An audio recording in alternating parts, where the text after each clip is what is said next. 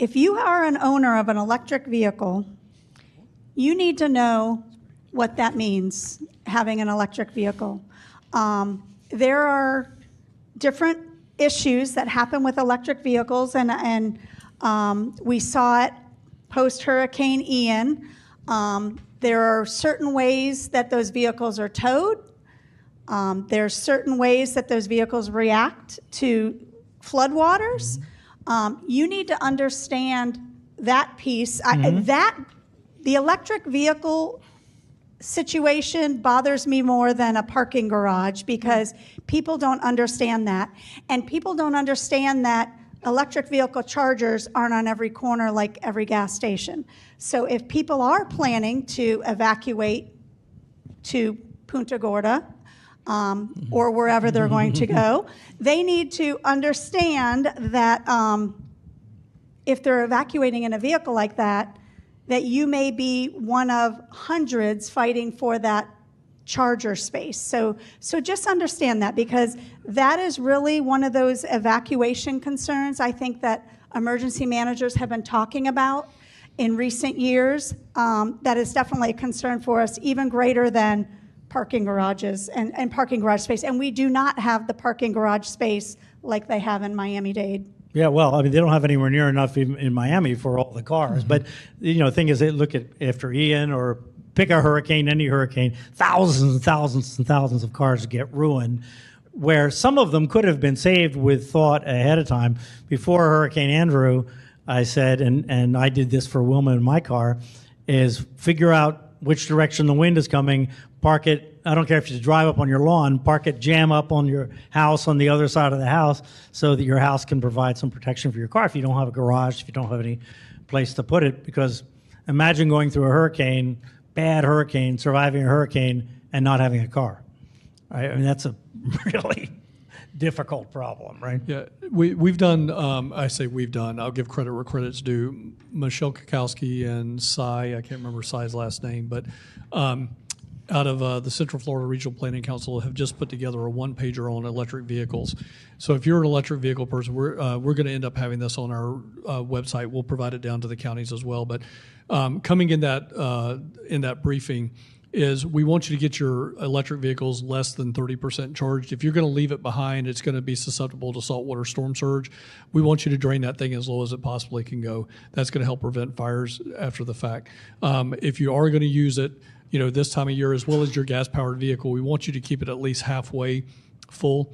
That's the new empty this time of year, because we don't want runs on electrical charging stations. We don't want runs on gas stations. We know that's going to happen, but even if we take all of those cars and we keep them at least halfway full, now they're filling up with 5, 6, 10 gallons worth of gas or a 50% charge and not taking and draining all the gas that's in the gas station. So halfway full is the new empty this time of year, so make sure that's happening. But we're going to push out a lot of information about electric vehicles. I know FPL, I want Jamie to talk a little bit about what they're doing, but FPL is leading the way with the Florida Department of Transportation on electrical vehicle charging in emergencies, and I think that's very, very applicable here.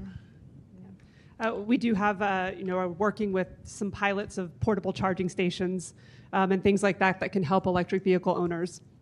But still the same concerns, right? Yep. I echo everything that you said as far as being prepared and understanding what can happen differently with an electric vehicle than a traditional gas vehicle, especially in the case of storm surge or water submersion. What does happen?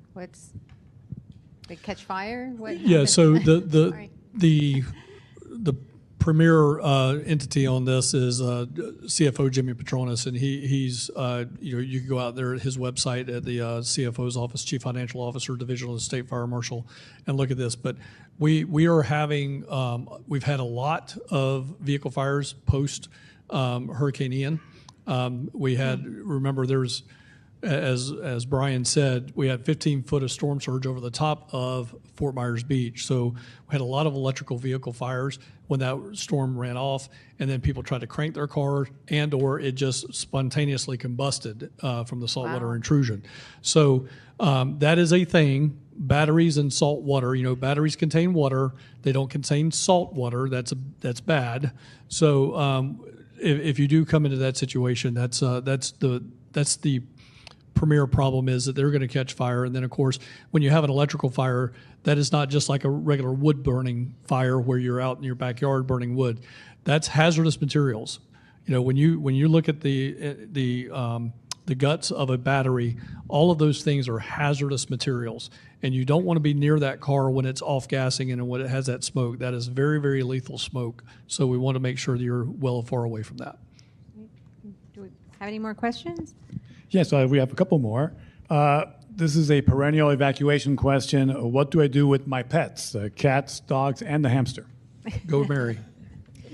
Well, we would encourage you to evacuate to, friend or family first, but if you do need to evacuate to a shelter, we have pet-friendly shelters here. So we have all of that information available on our website, readypbc.com. We have so much information on there that we're happy for individuals to look at that website and see all that local information. But if you're not from Palm Beach County, your local emergency management office will have all of that information about, where to take your pets, shelter locations, evacuation information.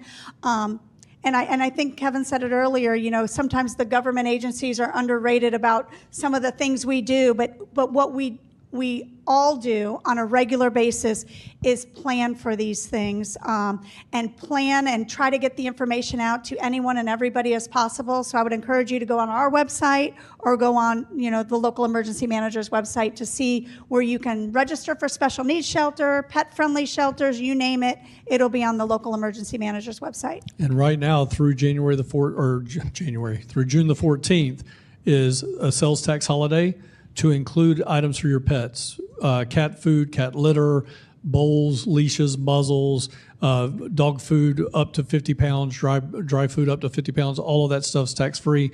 As the governor said, I'll take a little paraphrase from him the other day. You're going to buy it anyway. You might as well get the 7-8% discount on it while time is good. We will do. I'll just take the plug here. We're going to do another sales tax holiday for the same items in late August. That'll run into September. So we got 2 14-day sales tax holidays to get you ready for hurricane season, even inside the peak portion of the hurricane season. So please make sure you're taking advantage of that.